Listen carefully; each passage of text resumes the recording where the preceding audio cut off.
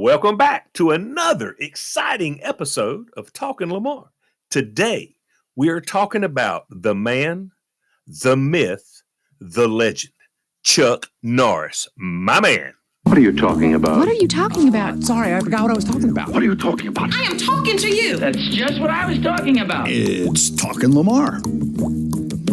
Listen, there is nothing that I love better than sitting down and watching reruns of Walker, Texas Ranger that I've probably seen a dozen times.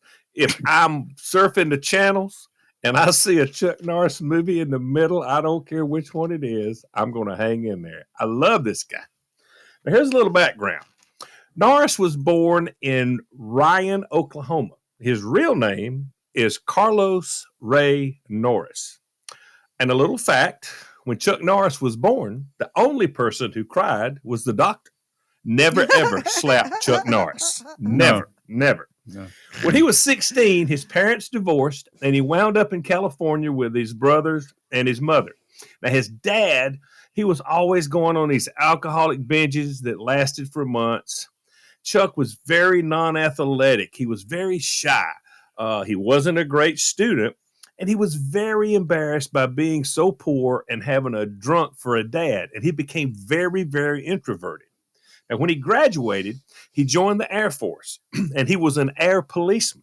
And he studied martial arts so that he could handle himself as a policeman. Remember this, Chuck Norris does not believe in the periodic table. He only believes in the element of surprise. Okay, that's the kind of guy he is. Yeah. When he got out of the Air Force, he opened a martial arts studio, and it was very successful. So he opened up a chain of the studios. Now, he had all kinds of celebrity clients: Steve McQueen, Bob Barker, Priscilla Presley, Donnie Marie Osmond, and many more.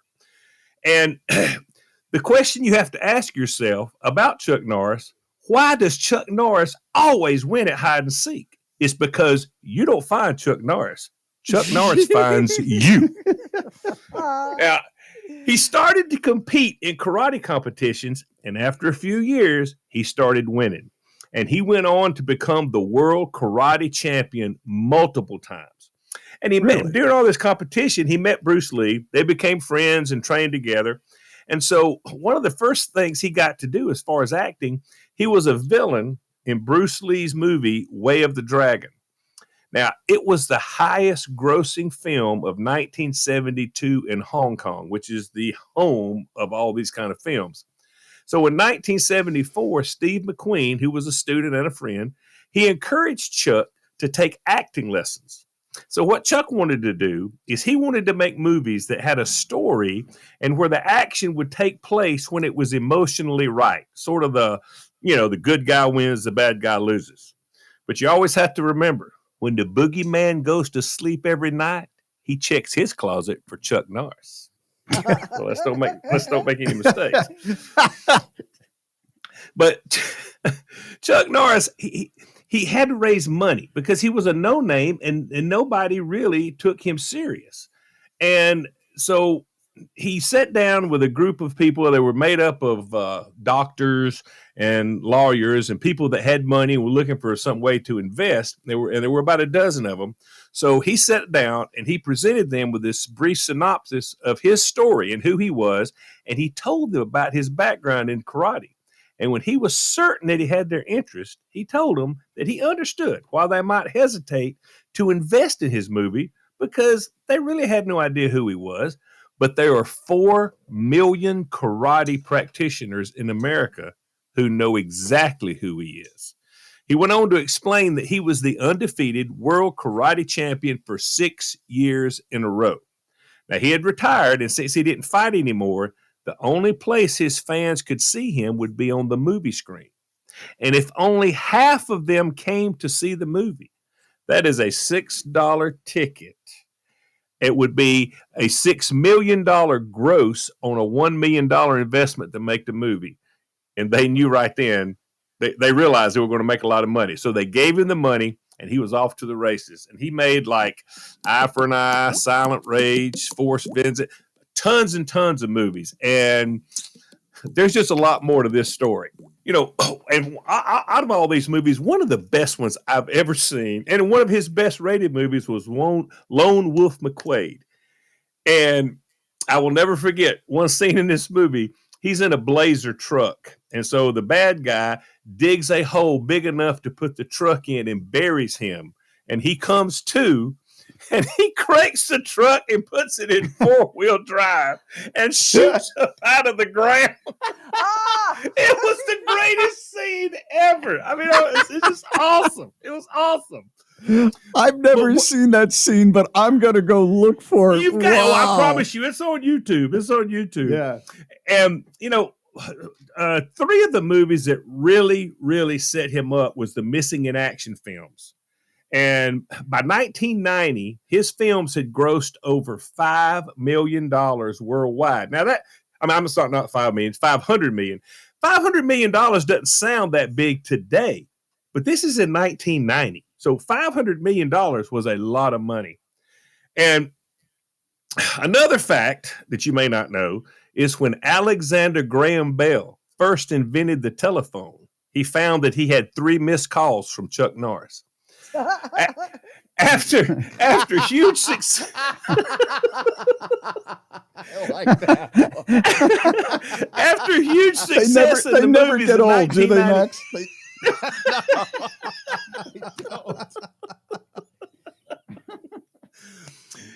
After he had all this huge success in the movies in 1993, he started what for me is the TV show of all TV shows, Walker, Texas Ranger, where he played Cordell Walker, a Texas Ranger. It lasted 8 seasons on CBS, but it continues in syndication. And I promise you, if you've got cable, you can watch it on some channel just about any time of the day, 24 hours a day. He's on somewhere. And I can't get enough. The ratings were off the chart, and Chuck Norris, he owned Saturday Night TV. Something you may not have heard, Chuck Norris was once bitten by a cobra. And after days of excruciating pain, the cobra died. In 1996, he made a deal with Total Gym for him and Christy Brinkley to sell their product. And let me tell you, they sold some. They sold to the tune of 4 million units. Because let's be honest, when Chuck says buy this product, by God, you buy this product. He has written at least 10 books. Well, okay, I say he's written 10 books. Chuck Norris does not actually write books. The words assemble themselves out of fear. But at any rate, he wrote about martial arts, exercise, philosophy, politics, Christianity, Western fiction, and his own biography. He's got a ton of books. You can go on Amazon and find them. Most of them you can get for less than $4, but I'm just telling you, he's got a bunch of books. So years ago, I went to hear him speak at Furman University, and it was a speaking engagement and a book signing, and the place was packed. I mean, it was standing room only.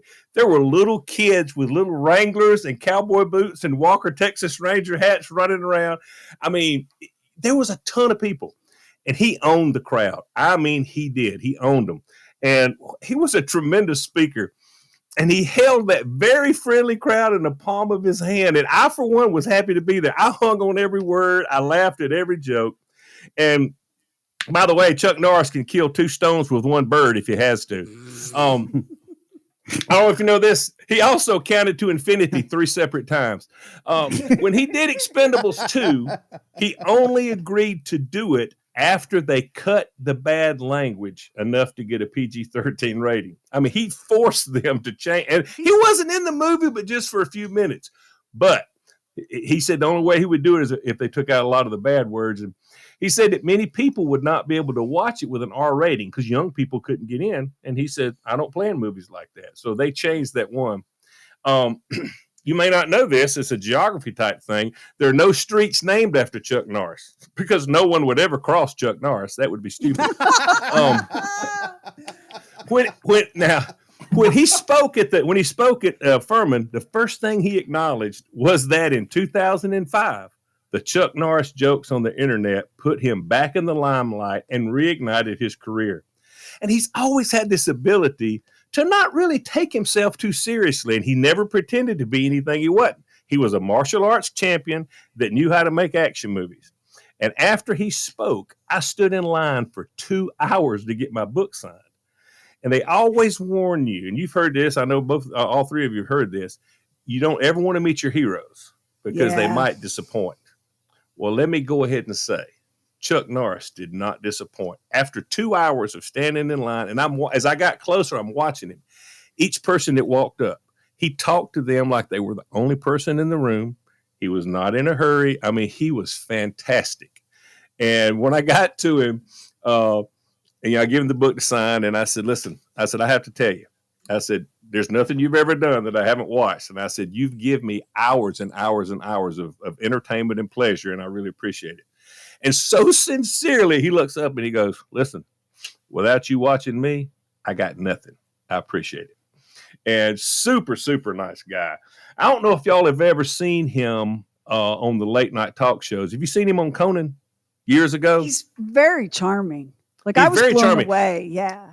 Conan did a bit after the networks merged, and he had access to the Walker Texas Ranger stuff. So he had a handle, and he called it the Walker Texas Ranger handle, and he would pull it, and it would play clips. And if you'll go to YouTube and look up Conan and Chuck Norris, he shows all of these crazy clips, and they are hilarious when you look at them out of context or whatever. And at one point, he starts making fun of Chuck Norris, and this has been going on for a couple of months. And so he's making fun of him, and all of a sudden, the camera switches up to the top of the aisle where the crowd is, and there stands Chuck Norris. And he goes, I've had about enough of this, Conan. And Conan says, what are you going to do about it? He says, I'm telling you, don't pull that handle again. And so Conan reaches over, and you hear a gunshot ring out, and it pings off of that thing, and he pulls his hand back. And he said, I told you. But he knows how to make himself the butt of the joke, and it works. He just does a great thing. So he becomes the butt of those jokes, and yet he keeps his strength and dignity. Yes. Oh yeah, he does. He is absolutely, and he is still in fantastic shape, and he's like 80. I mean, he is in fantastic shape. So anyway, I've had a great time. Go ahead. So Lamar, wait, before you wrap up, two things. Our oldest daughter, Maggie, the senior of the daughters, that girl loves Walker Texas Ranger and Chuck Norris. Like, she will, this is a mother of 3 babies. She will take you outside into the parking lot and clock you if you disrespect Walker Texas Ranger. Oh yeah.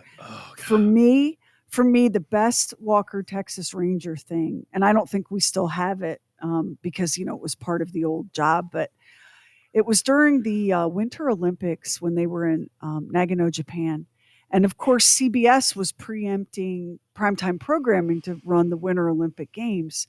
And we got a phone call. The person called us by mistake and left us a message. They meant to call the TV station. And it was an older woman. And when I say older, I mean like great grandma level older. Yeah. She sounded like she was in her 80s or 90s. And she said there was not even like any preamble or hello or any preliminaries. So the beep, I want my Walker Texas Ranger. Why are you paying these Japanese Olympics? I want Walker Texas Ranger. And then she hung up. And I could not believe we played it over and over again on the air. We were hoping that she would call in. If that call had gone to CBS instead of the Bob and Sheri show, let me tell you something. You could have gotten you some Walker Texas Ranger instead of those Japanese Olympics. You don't mess with the Chuck Norris fandom, sir. Listen, his fans are rabid, and I am one of them. I have one of them. So, but anyway, we've come to the end. We've had a great time talking about my personal hero, Chuck Norris. I hope y'all enjoyed it too. If you did, please tell your friends. I am going to leave you with this final fact. Chuck Norris's heartbeat sounds exactly like the U.S. national anthem. Join us on the next Talking Lamar podcast. See you soon.